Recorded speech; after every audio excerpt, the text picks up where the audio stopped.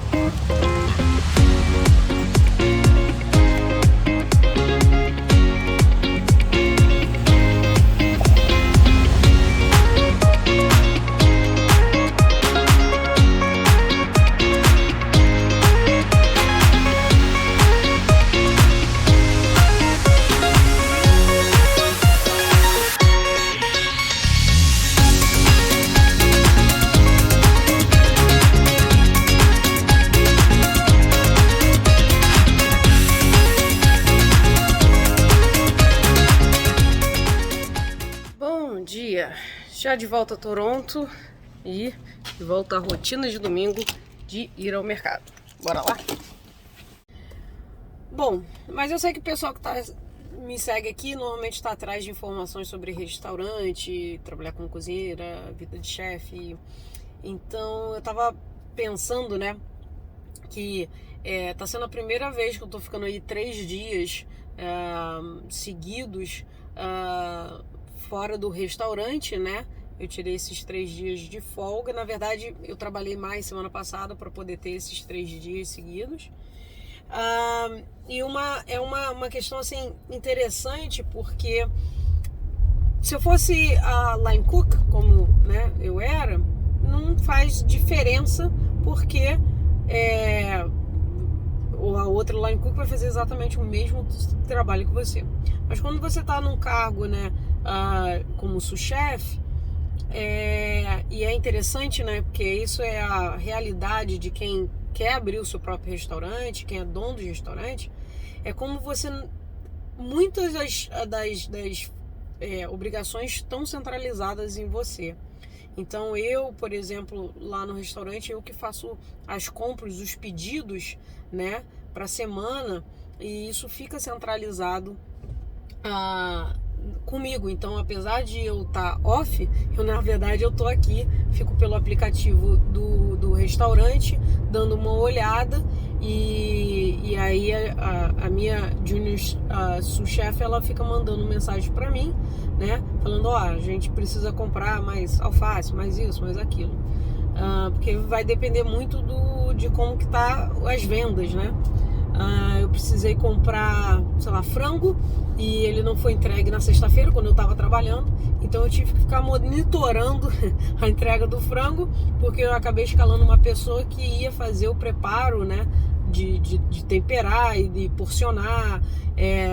Então eu estava na praia, mas eu estava de olho nisso, porque acaba centralizando.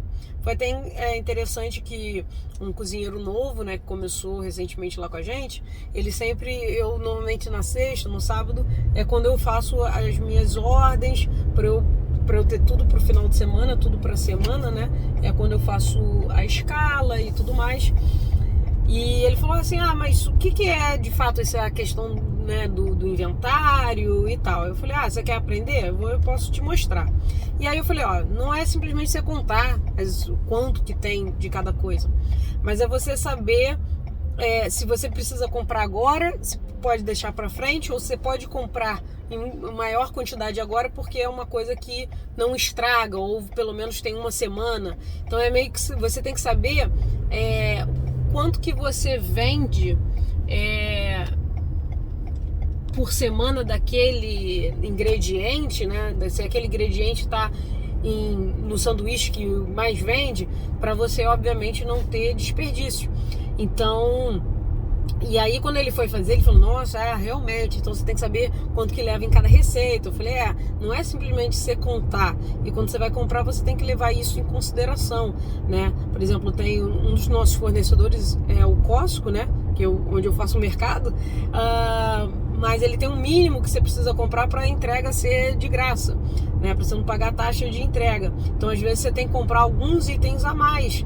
E aí você tem que falar, eu tenho que comprar, obviamente, itens não perecíveis, mas que eu tenho espaço para armazenar. Então, é grande uma logística. Então, isso é uma das questões da função, né, de sous-chefe. E realmente você não consegue ficar desligado totalmente do restaurante. É muito complicado. E para a dona do restaurante, para as donas do restaurante, então, muito mais, com certeza.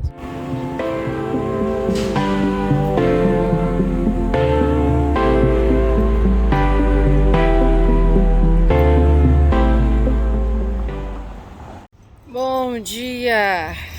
Dia 3 do meu long weekend. Hoje é segunda-feira. Tô aqui fazendo, né, a minha rotina um pouquinho mais tarde, de andar com o Kikinho. E para finalizar o vídeo, para não deixar ele muito grande, vou dar aí minhas considerações sobre a cidade de London e a cidade lá de praia de Grand Bend. A gente saiu aqui sexta-feira, depois, né, do meu expediente, depois que meu marido saiu do trabalho, e a gente demorou umas 2 horas para chegar até London. Então eu já vi algumas pessoas perguntando, né, no Instagram assim, dá para morar nessas cidades assim mais afastadas por conta do custo de vida e vir para Toronto? Porque às vezes, se você mora em São Paulo, no Rio de Janeiro, você ficar 1h30, né, no que eles chamam aqui de commute, né, de indo e vindo do trabalho, é meio que normal, 1h30 na ida, 1h30 na volta, ou 2 horas, vamos supor. Mas não, é bem diferente, e a gente sempre tem que levar em consideração a questão que no inverno, né, você, por exemplo, se você vem de GO Train, ele fica mais lento, a questão da neve atrapalha bastante. Até conheço pessoas, né, que moram, por exemplo, na cidade de Kitchener, que está a 100 quilômetros daqui de Toronto. Uma dessas pessoas, ela vinha todos os dias, né, trabalhar aqui numa cidade ao norte de Toronto, mas aqui tem muita obra sempre, e aí o tempo de viagem aumenta muito. Então eu não vejo, né, nessa questão de economia do aluguel, você vai acabar aumentando os custos de transporte, porque a passagem de Gol Trem acaba não sendo tão barata assim, ou você tem a necessidade de comprar um carro e a gasolina, né?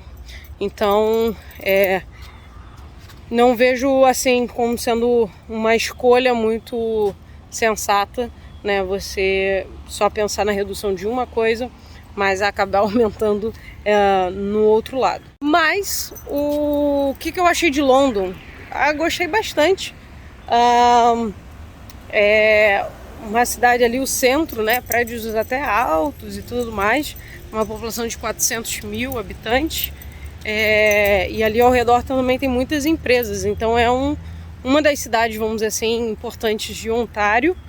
Então achei bem legal. Tem a Fanshawe, que é o college público, e tem também uma universidade, Western, alguma coisa assim, que inclusive é onde o nosso amigo está fazendo pós-doc lá, então por isso que eles moram lá. Então assim, super moraria, né, se obviamente fosse por uma questão de trabalho, porque eu achei impressionante assim, a quantidade de lojas que tem.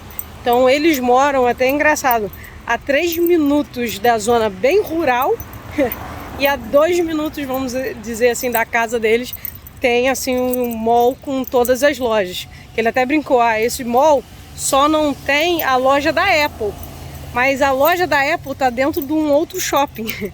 Ou seja, tem loja da Apple em London. E no sábado a gente foi para a cidade de Grand Bend, que foi a cidade de praia. Estava mais ou menos 50 minutos ali da casa deles.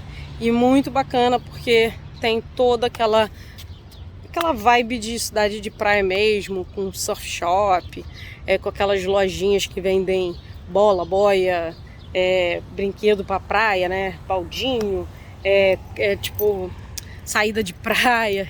É bem interessante. Lembrando que é lago, né? O Lake Huron. O dia amanheceu, não choveu, mas amanheceu um pouco mais nublado. Então não entrei na água dessa vez. Mas falaram que estava gelada. Mas foi bem legal. Ela tem mais, ou pelo menos aonde a gente estava mais com essa vibe de praia do que o Wasaga Beach, que também era o outro destino que eu fui lá, também com esse casal, num outro final de semana.